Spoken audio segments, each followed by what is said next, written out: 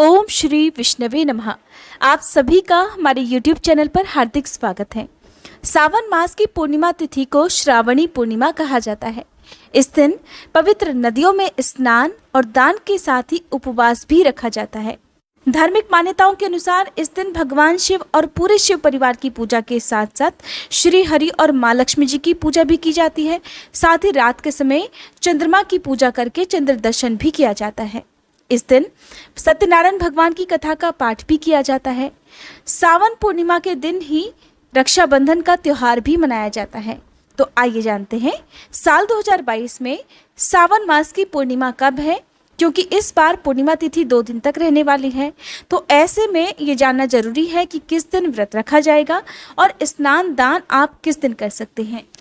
आप जानेंगे पूर्णिमा तिथि कब से कब तक रहेगी, व्रत कब रखना है, स्नान दान कब करना है, किन चीज़ों का दान आप कर सकते हैं, क्योंकि पूर्णिमा के दिन दीपदान किया जाता है। तो दीपदान कब और कहाँ करें, चंद्रोदय का समय कब रहेगा, क्योंकि बिना चंद्रमा के पूर्णिमा का व्रत अधूरा माना जाता है।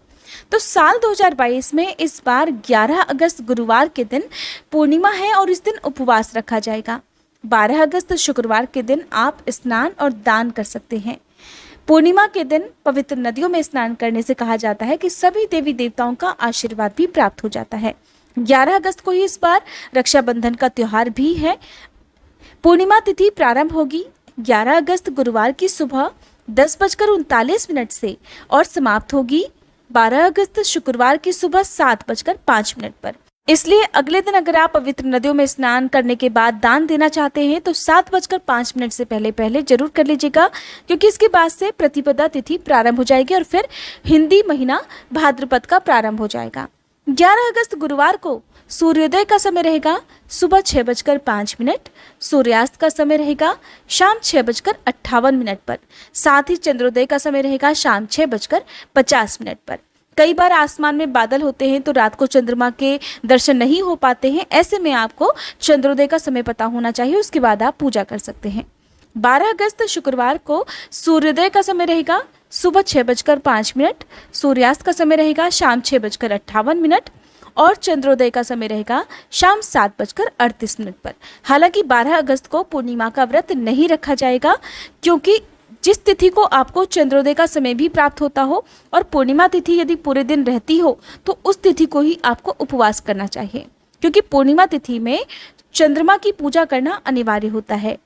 सावन का पावन महीना है जो कि भोलेनाथ को समर्पित होता है। साथ ही इन दिनों भगवान श्री हरि शयन कर रहे हैं, तो ऐसे में आपको भगवान श्री हरि के शयन की मुद्रा में ही पूजा करनी चाहिए। जो लोग किसी कारणवश सावन के पूरे महीने में भोलेनाथ की पूजा ना कर पाए हों, शिवलिंग पर जल ना अर्पित कर पाए हों, उन्हें सावन पूर्णिमा के दिन दोनों ही दिन में आप किसी भी दिन शिवलिंग का अभिषेक करा सकते हैं। शिवलिंग को भांग धतूरा बेलपत्र से सजा सकते हैं, अर्पित कर सकते हैं। इसके साथ ही यदि आपकी सामर्थ्य हो तो आप पूर्णिमा का उपवास भी रख सकते हैं। उपवास रखना सभी के लिए अनिवार्य नहीं है, आपकी श्रद्धा विश्वास है, लेकिन इस दिन आपको शुद्ध सात्विक भोजन करना चाहिए। यदि उपवास नहीं भी रखते हैं तो भगवान शिव पूरे शिव परिवार की पूजा करें। भोलेनाथ के साथ साथ आप इस दिन भगवान श्री हरि और माँ लक्ष्मी जी की पूजा करें। रात को चंद्र देवता की पूजा करें। दिन के समय व्रत की कथा पढ़ें सुने। संभव हो तो सत्यनारायण भगवान की कथा का पाठ आप खुद भी कर सकते हैं, खुद भी कथा सुन सकते हैं, या पुजारी जी को बुलाकर भी आप अपने घर पर पाठ करवा सकते हैं, क्योंकि इस दिन माँ लक्ष्मी जी का वास भी माना जाता है। और जिस घर में भगवान श्री हरि के साथ माँ लक्ष्मी जी की पूजा होती है उस घर में सदा बरकत बनी रहती है।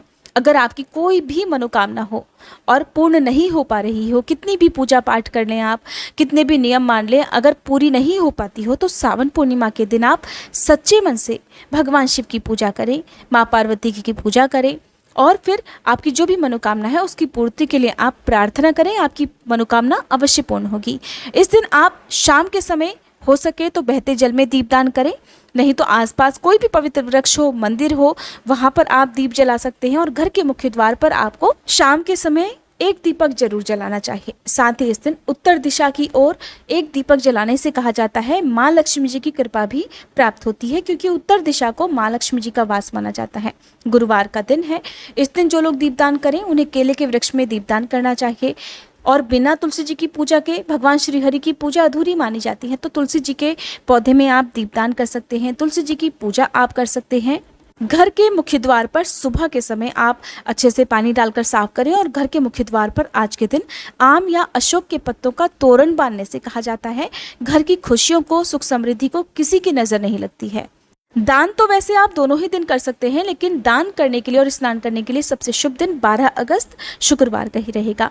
तो आप जो भी दान करें उसे सच्चे मन से दान करें, सम्मान के साथ दान दें। दान किसी योग्य व्यक्ति को दें। अन्न, रुपए, वस्त्र, जूते, चप्पल, छतरी और इसके साथ ही पानी भरने वाले बर्तन या दूध से बनी चीज़ों का दान आप कर सकते हैं। दूध का दान कर सकते हैं। इसके अलावा आज के दिन आप सफ़ेद तिलों का दान भी कर सकते हैं। पूर्णिमा के दिन सफ़ेद रंग की चीज़ों का या पीले रंग की चीज़ों का ज़्यादा से ज़्यादा दान किया जाता है। रात को चंद्रमा की पूजा करने से पहले आप अपने घर के मंदिर में एक बार फिर से पूजा करें। यदि उपवास रखा है तो उपवास रखने वाले भक्तों को शाम को फलाहार कर लेना चाहिए। इस व्रत में आप दिन के समय दूध, फल या चाय भी ले सकते हैं।